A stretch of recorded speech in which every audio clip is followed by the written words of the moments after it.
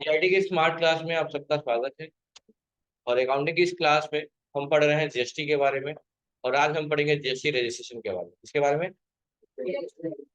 तो अगर हम ये सारी चीजें जो अभी तक पढ़ाए हमने, उसके बाद हमें जीएसटी में रजिस्ट्रेशन कराना होता है। क्या कराना होता है? तो जाके हमें जीएसटीआईएन नंबर प्राप्त होता है। क्या प्राप्त होता है? जीएसटीआईएन प्राप्त होता है। जीएसटीआईएन का पूरा नाम होता है goods and service tax identification number. GST का पूरा नाम तो जानते ही हैं आप लोग, गुड्स एंड सर्विस टैक्स। लेकिन आईएन का मतलब होता है आइडेंटिफिकेशन नंबर। सबके अलग अलग नंबर होते हैं जिससे उनकी पहचान की जा सकती है। लास्ट डेस्क दोनों लोग बात कम करिए, सामने देखिए। तो आइडेंटिफिकेशन नंबर इसलिए कहा गया कि उससे आपके बिजनेस की आइडेंटिटी की जा सके। अच्छा, जीएसटी कॉम्प्लिकेटेड ना हो। और जो भारत का पहला राज्य बना था जिसने इस नियम को पारित किया था, वो था असम। जिसने इस रूल को अपनाया था। जैसे कोई भी चीज बनता है तो पहले उसको वो किया जाता है, सबका सहमति लिया जाता है। अगर सब सहमति है तो जाके उसको माना जाता है या अपनाया जाता है, वही सारी चीजें। और जीएसटी कॉम्प्लिकेटेड ना हो, इसीलिए हर राज्य ने अपना एक एक स्टेट डिसाइड कर लिया। क्या स्टेट डिसाइड किया?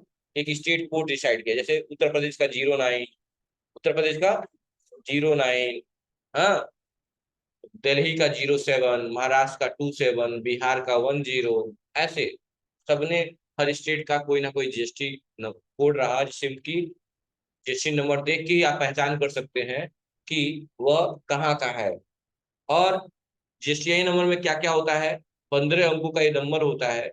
जीएसटी में जब रजिस्ट्रेशन कराते हैं तो आपके पास पैन कार्ड यानी परमानेंट अकाउंट नंबर होना चाहिए। अच्छा, मैंने कहा कि जीएसटी नंबर कितने अंक का होता है? 15 अंकों का। स्टार्टिंग का जो जो अक्षर होता है वो होता है आपके स्टेट का कोड। जैसे उत्तर प्रदेश का कोड क्या होता है? 0। और उसके जस्ट बाद के 10 अंक जो होते हैं वो होते हैं आपके पैन नंबर। क्या होते हैं? Pan number. और आखिरी के जो 3 है वो बिजनेस से रिलेटेड होता है। किससे रिलेटेड होते हैं? बिजनेस से। बिजनेस के कोड होते हैं। कौन कौन से कोड? एंटिटी कोड, ब्लैंक और चेकसम डिजिट, यही 3 होता है। क्या क्या होता है? एंटिटी कोड, ब्लैंक और चेकसम डिजिट। जैसे मैं समझिएगा, मैं एक जीएसटी नंबर लिख रहा हूँ, आप लोग बताइएगा। मैंने यहाँ जीएसटी नंबर लिख दिया 0909 APMPV 1231 M1 ZD। तो 09 क्या है आपका? बाकी 10 अंक, 2 3 4 5 4 9 1 10, ये क्या है आपके? पैन। और बाकी 3 क्या है? Business code. जैसे कि ये एंटिटी कोड है, ये ब्लैंक है और एक चेकसम डिजिट। तो आगे टोटल 15 हो गए ना? तो आप लोग भी नहीं होते, जीएसटी नंबर लिखिए 09 APMPV वाला, लिख के समझा लीजिएगा। मतलब किसी का भी जीएसटी नंबर देख के आप उसका पैन नंबर आसानी से पता लगा सकते हैं। स्टार्टिंग का 2 अक्षर बस निकालिएगा, बाकी उसका पैन नंबर 10 अंक, क्योंकि पैन कार्ड कितने अंकों का होता है? 10 अंकों का होता है, जिसमें 6 अल्फाबेट्स होते हैं और 4 क्या होते हैं? नंबर होते हैं। क्या होते हैं? नंबर होते हैं। याद रहेगा हमेशा ना? ठीक। अब बात करें थ्रेशोल्ड लिमिट की। किसकी? करें ऐसे बिजनेस जो निर्धारित एनुअल एग्रेसिव टर्नओवर की लिमिट को पार कर लेते हैं। जैसे सबकी एक लिमिट होती है ना, अगर उस लिमिट को क्रॉस कर लेते हैं तो उन्हें जीएसटी में अपना रजिस्ट्रेशन कराना होता है, जिसके अंतर्गत सभी टैक्सेबल, एग्जेम्प्ट या एक्सपोर्ट सप्लाई को शामिल किया गया है। ठीक है, अब समझिएगा। जैसे यहाँ पे 2 टाइप के डीलर होते हैं। कितने टाइप के डीलर होते हैं? 2 टाइप के डीलर होते हैं। कौन कौन से डीलर होते हैं समझिएगा। एक होता है रेगुलर, एक होता है रेगुलर डीलर और दूसरा होता है कंपोजिशन डीलर। 2 टाइप के डीलर है, रेगुलर डीलर और कंपोजिशन। अब तो पूछेगा रेगुलर किसे कहते हैं? जिनका टर्नओवर 1.5 करोड़ से ज्यादा होता है। 1.5 करोड़ से ज्यादा होता है, उनको किसके अंदर रखा जाता है? रेगुलर के। और जिनका टर्नओवर 1.5 करोड़ से कम होता है उनको किसके अंदर रखा जाता है? कंपोजिशन डीलर के अंदर रखा। और चीजें अभी समझाऊंगा मैं, आगे समझिएगा। जीएसटी में रजिस्ट्रेशन कराने के लिए क्या क्या बातें कही गई है। ये बातें आप खुद पढ़ सकते हैं, कुछ इसमें समझाने वाला नहीं है, फिर भी एक दो लाइन में पढ़ दे रहा हूँ। कह रहा है, उस बिजनेस को अनिवार्य रूप से रजिस्ट्रेशन जीएसटी में रजिस्ट्रेशन कराना होगा जो निम्न नियम को फॉलो करेंगे। जैसे कि अगर कोई पर्सन या बिजनेस टैक्सेबल सप्लाई करता है, मतलब ऐसा सामान बेचता है जिसमें टैक्स लगा हो, उसको क्या करना होगा, जीएसटी में रजिस्ट्रेशन कराना होगा। या कोई ऐसा भी होगा जो कैजुअल नॉन रेसिडेंट हो, निवासी ना हो यहाँ का निवासी ना हो और यहाँ आके बिजनेस कर रहा है, उसको भी जीएसटी में रजिस्ट्रेशन कराना है। या जो बिजनेस आरसीएम यानी रिवर्स चार्ज मैकेनिज्म के अंतर्गत टैक्स पे करने के लिए लाइबल हो गए, उन्हें भी इसके अंतर्गत रजिस्ट्रेशन कराना होगा। अगर कोई एजेंट है जो टैक्सेबल पर्सन के आधार पे गुड्स सर्विस सप्लाई करता है, तो उन्हें भी जीएसटी में रजिस्ट्रेशन कराना होगा। समझ रहे ना, ऐसी सब बातें दी हुई है कि किसको किसको जीएसटी में रजिस्ट्रेशन कराना होता है। समझ रहे हैं ना, एक बार इसको पढ़ लेंगे आप लोग। उसके बाद से कह रहा है, भारत से बाहर किसी ऐसी कंपनी जो online information and database access करती है, ठीक है, की सर्विस की भारत के भीतर अनरजिस्टर्ड पर्सन को देती है, उसे अनिवार्य रूप से क्या करना होगा, जीएसटी में रजिस्ट्रेशन क्या करना होगा, कराना होगा। ठीक है। अब आ गया वो डीलर वाली बात जो मैं बोला हूँ। अब डीलर कितने होते हैं, दो होते हैं। कह रहा है कि जिनका टर्नओवर 1.5 करोड़ से ज्यादा, यहाँ 1 करोड़ लिखा है, इसको 1.5 करोड़ बना लीजिएगा आप लोग, बढ़ गया है।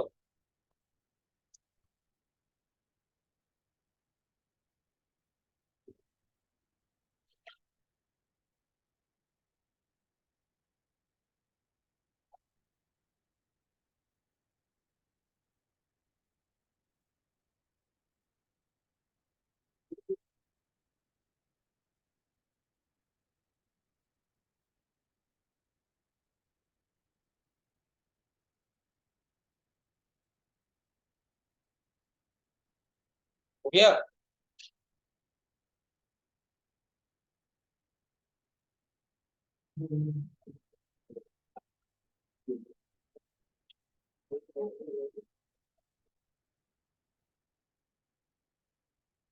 आगे चले तो सुन लीजिएगा, जिनका टर्नओवर 1.5 करोड़ से ज्यादा होता है वो रेगुलर डीलर में आते हैं। और रेगुलर डीलर का अधिकार है, वो टैक्स लेगा भी और टैक्स देगा भी। क्या करेगा, टैक्स लेवर देगा भी और लेगा भी। लेकिन जो कंपोजिशन डीलर हैं, जिनका टर्नओवर 1.5 करोड़ से कम होता है, वो लाइबल नहीं है, ना वो टैक्स कलेक्ट करेंगे ना वो टैक्स देंगे। रेगुलर को रेगुलर को हर महीने, क्वार्टरली या एनुअली, जो भी है, हर महीने जीएसटी फाइल करना होता है। क्या फाइल करना होता है, जीएसटी फाइल करना होता है। लेकिन कंपोजिशन को जरूरी नहीं है। कंपोजिशन बस अपने टोटल इनकम का 1% गवर्नमेंट को टैक्स दे देता है, बस। मतलब कि कंपोजिशन डीलर ना टैक्स लेता है ना टैक्स देता है, लेकिन रेगुलर डीलर क्या है, टैक्स कलेक्ट भी करेगा और टैक्स देगा भी। और वो उसके हर महीने जीएसटी फाइल करना पड़ेगा। लेकिन कंपोजिशन डीलर को ऐसा करना पड़ेगा। रेगुलर डीलर को अपना मेंटेन करना है बुक ऑफ अकाउंट, इसको मेंटेन करने की जरूरत नहीं है। यही फर्क है कंपोजिशन और रेगुलर में। कोई दिक्कत है? चलिए। अब लेकिन 1.5 करोड़ बना लिया आपने ना। हाँ, और इसमें लिखा हुआ है, देखिएगा, ऐसे डीलर जिनका एनुअल एग्रीगेट टर्नओवर 1.5 करोड़ से ज्यादा है, उन्हें अनिवार्य रूप से जीएसटी में रजिस्ट्रेशन कराना होगा। हाँ, जीएसटी में रजिस्ट्रेशन कराना होगा। और कह रहा है जो अपना रजिस्ट्रेशन जीएसटी के रेगुलर स्कीम में कराना होता है, ऐसे डीलर्स को अपना टैक्स मंथली, क्वार्टरली जमा करना होता है। मंथली का मतलब महीने में, क्वार्टरली का मतलब 3 महीने में जमा करना होता है। ठीक है। कह रहा है कि ऐसे डीलर टैक्स कैलकुलेट करने के लिए निम्नलिखित फार्मूले का प्रयोग करते हैं। वही वाला जो बताए थे, GST payable equal to tax liability minus ITC. पर पढ़ाए थे टैक्स लाइबिलिटी, आईटीसी पढ़ाए थे। हाँ, ठीक है, पढ़ाए थे तो बताइए आप भी, बताइए आईटीसी क्या होता है, पढ़ो जाइए। कुछ भी परचेज करते हैं तो टैक्स देते हैं, वो आईटी कहलाता है। क्या करते हैं? कुछ भी सामान परचेज करते हैं तो उसके बाद टैक्स देते हैं, वही इनकम टैक्स करने के लिए आईटी कहलाता और टैक्स लायबिलिटी क्या कहलाता है? है। टैक्स लायबिलिटी सब साइड होता है, टैक्स और टैक्स लायबिलिटी। ऐसे ही बताए थे बस। जब हम सेल करते हैं तो तो जो टैक्स के रूप में कलेक्ट करते हैं उसे टैक्स लायबिलिटी। और इन दोनों का अंतर ही क्या होता है, हमें जीएसटी पे करना होता है गवर्नमेंट को। अगर अच्छा नॉर्मल कौन ज्यादा होता है, आईटीसी बड़ी होती है क्या टैक्स लायबिलिटी बड़ी होती है? टैक्स लायबिलिटी बड़ी होती है। आईटीसी ज्यादा होगी, 100 रुपए दोगे या 5 रुपए लोगे, टैक्स लायबिलिटी बड़ी होनी चाहिए। अगर कभी ऐसा होता है कि आईटीसी बड़ी हो गई टैक्स लायबिलिटी छोटी हो गई, यानी उस टाइम आप गवर्नमेंट को जीएसटी पे करने की जरूरत नहीं है। तो लिखा हुआ है GST payable equal to tax liability minus ITC, यानी 6 रुपए माइनस 5 रुपए, जो हम लोग इक्वेशन कल सॉल्व किए थे, यानी 1 रुपया जीएसटी पेबल आया। लेकिन अगर वही उल्टा होता 5 रुपया माइनस 6 रुपया, तो आप माइनस में चले जाते, और माइनस में चले गए तो गवर्नमेंट आपसे टैक्स लेगा नहीं लेगा। तो हमेशा नियम तक क्या बड़ा होना चाहिए, टैक्स लायबिलिटी बड़ी होनी चाहिए, ठीक है। चलिए, तो वही इक्वेशन यहाँ पे दिया हुआ है। अगला दिया हुआ है कंपोजिशन डीलर, कह रहा है ऐसे डीलर जिनका एनुअल टर्न जो भी एग्रीगेट टर्नओवर होता है 1.5 करोड़ से कम होता है, उनका जिस जो है जीएसटी कंपोजिशन के अंतर्गत रजिस्ट्रेशन कराना होता है। और उनको क्या करना है, कोई कह रहा है कि जीएसटी को आसान बनाने के लिए किया गया है, इस स्कीम के अंतर्गत निम्नलिखित नियम बनाए गए। ऐसे डीलर जिनका टर्नओवर एक निर्धारित परसेंटेज का करेंट का 1% टैक्स के रूप में दिया जाता है, ऐसे डीलर को ना डिटेल रिकॉर्ड करने की जरूरत है, ना ही टैक्स इनवाइस इशू करने की जरूरत है, ठीक है। ऐसे डीलर क्वार्टरली रिटर्न फाइल कर सकते हैं। ऐसे डीलर को आईटीसी प्राप्त नहीं होती है, यह ना टैक्स लेते हैं ना देते हैं। ये देखो, ऐसे डीलर टैक्स कलेक्ट भी नहीं कर पाते हैं, और आईटीसी प्राप्त नहीं होती है मतलब कि पर्चेज का टैक्स नहीं देते हैं। तो आईटीसी प्राप्त कहाँ से होगी, आईटीसी कब प्राप्त होगी, जब हम ये रिमोट खरीदे और इस पर हमने टैक्स दिया है, तो हमें आईटीसी प्राप्त हुई, 5 रुपया आपने टैक्स दिया। समझ में आ रही बात ना, ये क्या हुआ, हमें आईटीसी प्राप्त हुई। समझ में आ गया बात ना, यही है। सबको सिस्टम मिल गया है, कोई ऐसा भी जिनको सिस्टम नहीं मिला कंप्यूटर प्रैक्टिकल के टाइम में, क्योंकि आज से कंपनी, कल से कंपनी स्टार्ट हो सकती है।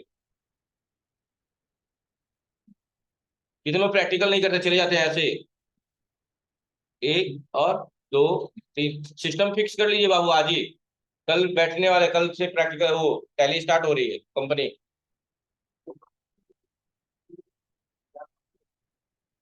अब सुनिए, अब हम पढ़ेंगे इनवाइसिंग के बारे में। किसके बारे में, इनवाइसिंग के बारे में, किसके बारे में।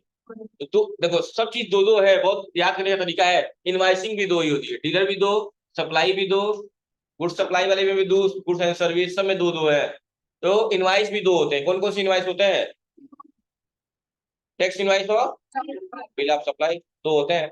अच्छा, अब समझाने की कोशिश करूंगा मैं, क्या लिखा हुआ उसके बाद पढ़ के सुनाऊंगा। तो डीलर कितने होते हैं, दो होते हैं। डीलर कितने होते हैं, और आप कितने टाइप का सामान बेच सकते हैं, दो टाइप का। एक तो ऐसा सामान जिसपे टैक्स लगा हो, या ऐसा सामान जिसपे टैक्स ना लगा हो। रेगुलर दोनों सा टाइप का सामान बेचेगा, रेगुलर ऐसा सामान भी बेचेगा जिसपे टैक्स ना लगा हो, या ऐसा बेचेगा जिसपे टैक्स लगा हो। तो ये बात, अगर दोनों चीजें ही बेच रहा है तो कंपोजिशन में पीछे थोड़ी हटने वाला है। वो भी ऐसा सामान बेचेगा जिसपे टैक्स लगा हो, या ऐसा सामान बेचेगा जिसपे टैक्स न लगा हो। तो दो टाइप की इनवाइस होती है, टैक्स इनवाइस और बिल ऑफ सप्लाई। तो टैक्स इनवाइस एक ही कंडीशन में इशू होता है, जब एक रेगुलर डीलर टैक्सेबल चीज को बेचता है तो टैक्स इनवाइस इशू करता है। जब एक रेगुलर डीलर टैक्सेबल चीज को बेचता है तो क्या इशू करता है, टैक्स इनवाइस इशू करता है। बाकी हर कंडीशन में याद करना पड़ेगा, ये समझना पड़ेगा ये। एक बार आप लोग फाइल खोल के देखिए क्या लिखा हुआ है, मैं तब तक चाय पी लूं। क्या होगा, देखिए क्या बोला मैंने अभी जस्ट, कि दो टाइप के डीलर होते हैं। कितने टाइप के डीलर होते हैं, दो टाइप के डीलर। कौन कौन से होते हैं, एक रेगुलर होता है और एक कंपोजिशन। पहचान कैसे होती है, इनका टर्नओवर 1.5 करोड़ से ज्यादा होता है उन्हें रेगुलर कहा जाता है, जिनका टर्नओवर 1.5 करोड़ से कम होता है उन्हें कंपोजिशन कहा जाता है। तो जीएसटी में रजिस्ट्रेशन कराने के लिए एक कंडीशन, अगर 1.5 करोड़ वाला पार कर रहे हैं तो रेगुलर स्कीम के तहत इनका रजिस्ट्रेशन हो, और इनका रजिस्ट्रेशन कंपोजिशन के तहत हो। अब दोनों में अंतर क्या है, कि इनको हर महीने जीएसटी फाइल करना पड़ेगा, और क्या, इनको अधिकार दिया गया है कि आप टैक्स लेंगे भी और टैक्स देंगे भी। लेकिन कंपोजिशन को यह अधिकार नहीं है, ना वो टैक्स लेगा ना देगा। लेकिन हाँ, जितना भी वो कमाएगा अपने टोटल इनकम का 1% क्या करेगा, गवर्नमेंट को टैक्स देगा। समझ में आ गई बात है? तो आप दो टाइप का सामान बेचते हो, एक टैक्सेबल चीज बेचते हो और एक एग्जाम्प्ट बेचते हो, यानी ऐसा सामान जिसमें टैक्स में ना लगा हो, और एक ऐसा सामान जिसमें टैक्स लगा हो। तो रेगुलर डीलर दोनों टाइप का सामान बेच सकता है, ऐसा सामान बेचेगा जिसपे टैक्स लगा हो, या ऐसा सामान भी बेचेगा जिसपे टैक्स ना लगा हो। जब टैक्सेबल चीज बेचेगा, ऐसा सामान बेचेगा जिसपे टैक्स लगा हो, तो टैक्स की इनवॉइस इशू करेंगे। और नहीं, ऐसा सामान बेच रहा है जिसपे टैक्स ना लगा हो, क्या इशू करेंगे? Bill of supply. और चूंकि एक चीज अभी जस्ट पढ़े हैं, कंपोजिशन जिन्हों को अधिकार में नहीं है कि टैक्स ले या दे, तो टैक्स इनवॉइस इशू करेगा नहीं करेगा? तो नहीं, टैक्स इनवॉइस इशू नहीं करेगा, क्या इशू करेगा? तो चाहे ये टैक्सेबल चीज बेचे तो भी बिल ऑफ सप्लाई इशू करेगा, अब बिना टैक्स वाली चीज बेचे तब भी बिल ऑफ सप्लाई इशू करेगा। समझ में आ गई बात ना? कितने टाइप के इनवॉइस होते हैं? दो टाइप। जब एक रेगुलर डीलर ऐसा सामान बेच रहा है जिसपे टैक्स लगा हो, टैक्स इनवॉइस, बाकी हर कंडीशन में बिल ऑफ सप्लाई, बाकी हर कंडीशन में। अब यहाँ पे टैक्स इनवॉइस हो जाता है, लेकिन यहाँ पे क्या लिखा हुआ है? एग्जेम्प्ट। एग्जेम्प्ट का मतलब ऐसा सामान बेच रहा है जिसपे टैक्स ना लगा हो। जब टैक्स की बात आएगी तभी टैक्स इनवॉइस इशू होगा। तो टैक्स की यहाँ बाकी नहीं आ रही है तो बिल ऑफ सप्लाई हो गया। अब सोच रहे होंगे सर यहाँ पे टैक्स वाला आ रहा है तो क्या बिल ऑफ सप्लाई? तो मैंने अभी जस्ट बताया कि रेगुलर को अधिकार ही नहीं है टैक्स लेने या देने का, इसीलिए bill of supply, bill of supply. भाई यहाँ तो एग्जाम में बिल ऑफ सप्लाई होगा ही होगा, सही बात है। यहाँ भी एग्जाम में बिल ऑफ सप्लाई होगा, लेकिन यहाँ टैक्सेबल होके भी बिल ऑफ सप्लाई क्यों है? क्योंकि इसको अधिकार नहीं दिया गया है टैक्स लेने या देने के लिए। तो कितने टाइप के डीलर होते हैं? कौन कौन से? रेगुलर किसे कहते हैं? जिसका टर्नओवर, और टर्नओवर क्या होता है ये बताएंगे? जो भी है डॉट डॉट डॉट। टर्नओवर नहीं नहीं, ये क्या नहीं, कॉमर्स स्टूडेंट पूछते नहीं, ये बताते हैं, खड़े हो जाइए। कौन बताएगा टर्नओवर क्या होता है? कोई भी बताइए, टर्नओवर किसे कहते हैं? इसका कैप नहीं था क्या? नेटवर्क टर्नओवर, नेटवर्क कमाई को नहीं। जैसे जितने काम सेल करते हैं ना, कितने काम सेल किए हैं, वो हमारा टर्नओवर कहलाता है।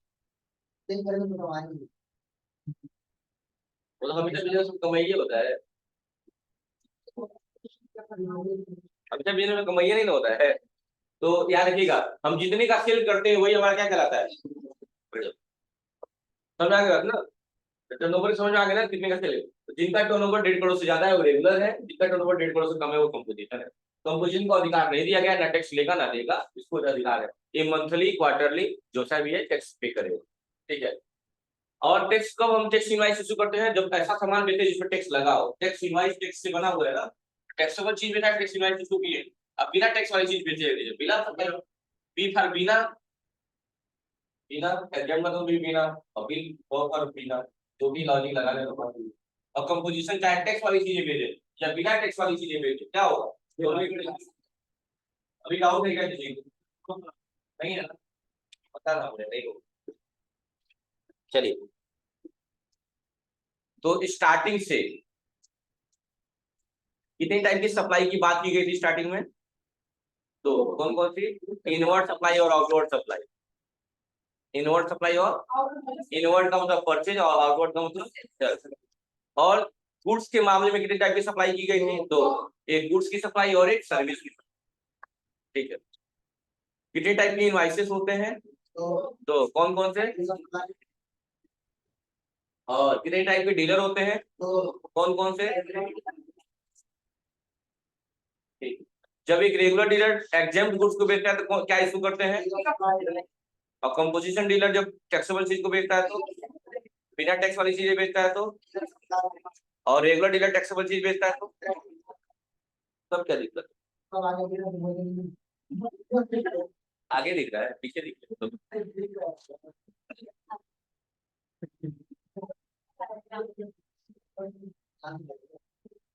इतनी बिकारी की बिक्री।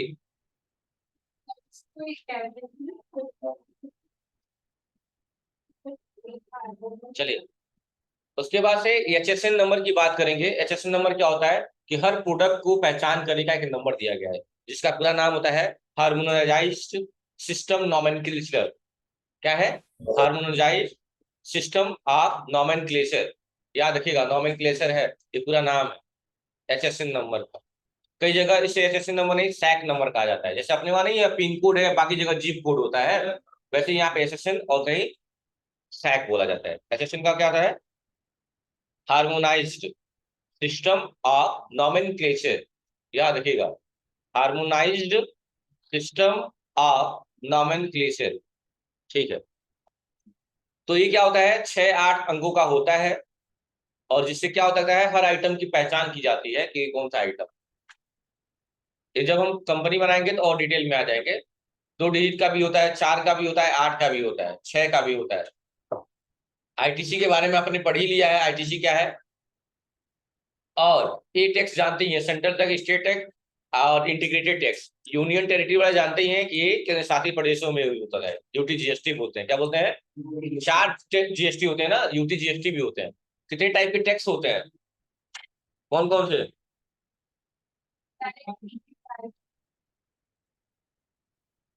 अभी चाय ठंडा ही करवा दिए थे।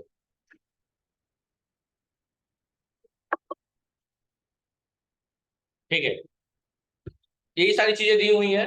अब ये दिया हुआ GSTR1 GSTR2, ये क्या होता है, तो GSTR1 GSTR2 होता है, GSTR1 होता है सेल्स का जीएसटी रिपोर्ट देखने के लिए, GSTR2 होता है परचेज का जीएसटी रिपोर्ट देखने के लिए, GSTR3 भी होता है, इन सबकी समरी होती है। ऐसे ही सारे चीज दिया हुआ है, जैसे जैसे हम पढ़ेंगे सबके बारे में एक्सप्लेन करते जाएंगे, कब क्या क्या क्या दिया हुआ है, सब लिखा भी हुआ है। GSTR3 का काम क्या होता है, सक्सेशनिंग। अच्छा, हर महीने के 20 तारीख तक आपको फाइल करना होता है, अदरवाइज 20 तारीख के बाद जब फाइल करेंगे तो पर डे के हिसाब से 5 या 10 रुपया लेट पेमेंट लगता है।